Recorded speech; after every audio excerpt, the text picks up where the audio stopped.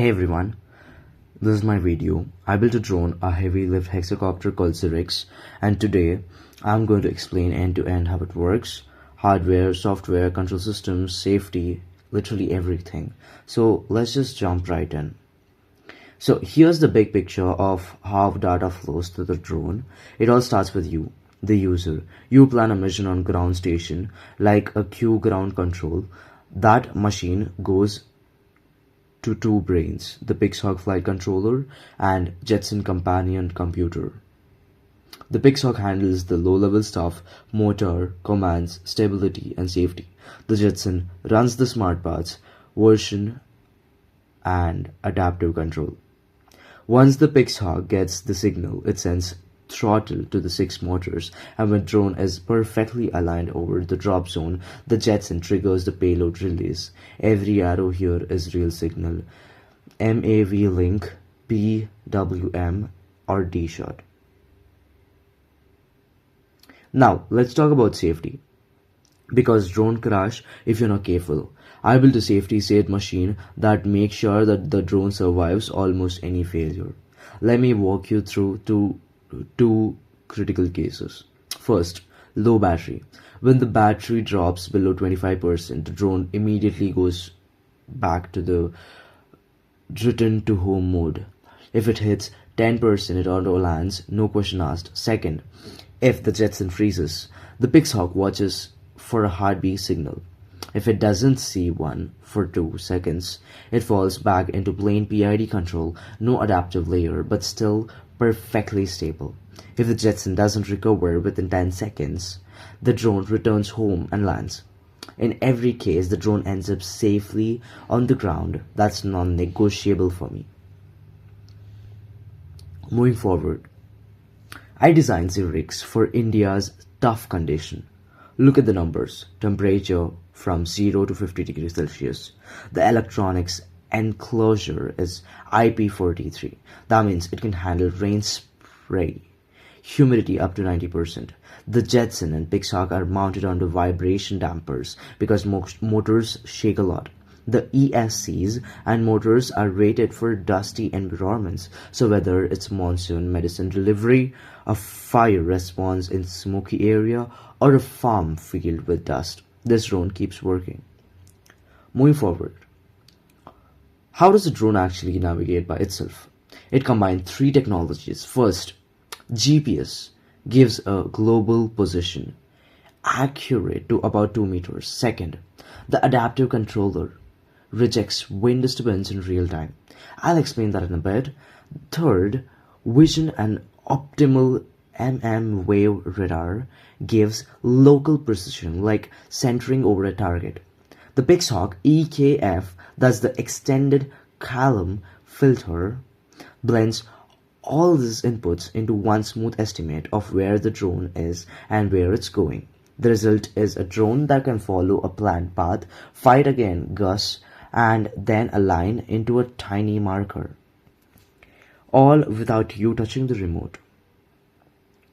One of the hardest part was balancing 2 computers. Pixhawk runs real-time control loops of 400 Hz. It's deterministic. It will always respond on time. The Jetson learns Linux, which is not real-time, but it has powerful GPU for AI. So here's the balance. The Pixhawk always has final authority over motors. The Jetson can only send suggestions like increase the pitch, gain by 10% or more 2 meters left. This hybrid approach gives me rock-solid stability from the Pixhawk and intelligent adaptation from the Jetson. Best of both worlds. This diagram is the most important one, because without power, nothing works. Let me walk you through it. The battery is 12S LiPo, high voltage. It feeds 2 things. First, a power module that steps down to 5.2 volts for the Pixhawk. Second, the power distribution board, PDB, that sends raw battery voltage directly to 6 ESCs. The PDB also feeds a 12-volt regulator which powers the Jetson. Now for the communication. The Pixhawk talks to the ESCs using D-shot protocol. That's the fast and reliable option.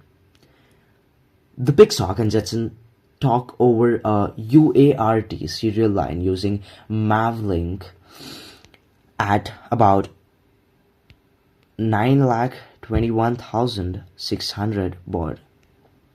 The Jetson connects to the camera via CSI and to the mmWave radar via USB. Every wire has a purpose. I spent a lot of time making sure that this is clean and reliable. Here's the software architecture, 6 layers. Layer 1 is the classic PID and EKF on the Pixhawk. This is always running, always stable. Layer 2 is the adaptive controller on the Jetson. This is a smart part that learns from wind. Layer 3 is vision perception, YOLO detection drop zones. Layer 4 fuses all the sensor data together. Layer 5 is the mission state machine.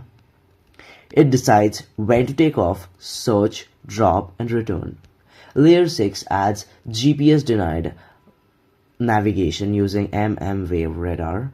Notice that the data flows upwards from sensor to higher layers and commands flow downwards. The key principle: lower layers never depends on high layers. So if the Jetson crashes, the Pixhawk still files. That's how I keep it safe. Now let's zoom into the Pixhawk. Inside, ArduPilot runs 2 cascaded control loops. The inner loop is a rate PID at 400 Hz. It directly controls how fast the drone rotates. The outer loop is the position controller at 50 Hz. It tells the inner loop where it points. Then there's the EKF, extended column filter. It takes noisy data from IMU, GPS, barometer, and optical flow and blends it into smooth estimate of position, velocity, and altitude. This classical design is proven on thousands of drones. It is my safety backbone. This is my core innovation, a meta-learning adaptive control. Every 20 milliseconds, the Pixhawk sends the drone state, position error, velocity, IMU reading to the Jetson over mmWave link. The Jetson runs a neural network that was meta-trained offline. What does that mean? It learned how to learn. It can adapt to new wind patterns and payload shift within minutes of flight. The network splits, outgain adjustment, or extra thrust commands. These connections go back to Pixhawk, which applies them instantly. The whole loop runs at 50 Hz. In my wind test, this reduces trajectory error by about 50% compared to fixed PID. That's huge for delivering medicine on a windy day. Let me walk you through a complete mission. The drone starts on the ground, idle. You command takeoff. It climbs to safe altitude, then goes to a waypoint navigation, flying to GPS coordinates of the delivery area, where it's within 20 kilometers of target. It switches to search. It loiters and looks for the drop zone mark within its camera. Once the marker is detected, it enters a line. Visual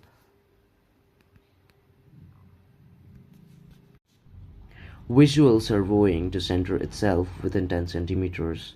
Then drop the servo, releases the payload. After that, return to home, flies back to the start point, and land touches down. Every transition has a condition. If something goes wrong, low battery, lost GPS, the state machine forces a early return home. Thus the mission life cycle. This one looks complex, but it's actually just a set of questions the drone asks itself continuously. Let's start at the top. The drone is in flight. First question: is the battery low? If yes, go to return to home. Then land. If no, next question: is this GPS lost? If yes, switch to vision and mmWave. If that also fails, hover and wait for recovery. If no recovery after timeout, land. Next question. Is the Jetson sending heartbeats? If no, fall back to PID only control, no adaptive layer but still stable. Then continue the mission or return home, depending on what the operator said. Finally, if all systems are normal and just keep flying, every path eventually ends in land safely. I tested this in simulation and real flights. It works. So after all, did it work? I defined 6 pass or fail criteria and tested each. Hover drift target was under 0.5 meters. I got 0.3. Waypoint accuracy was under 2 meters. I got 1.8. Adaptive wind rejection needed to get at least 40% error reduction. I got 48%. Vision alignment needed under 10 centimeters. I got 8 centimeters.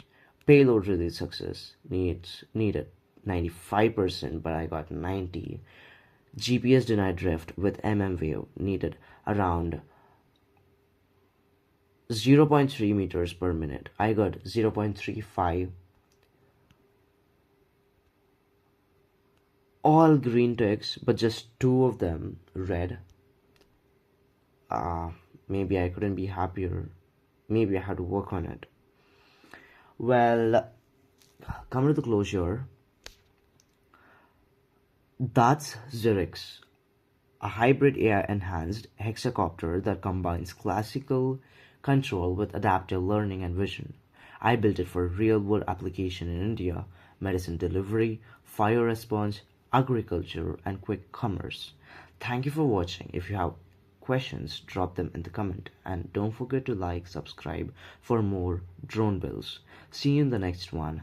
Thank you.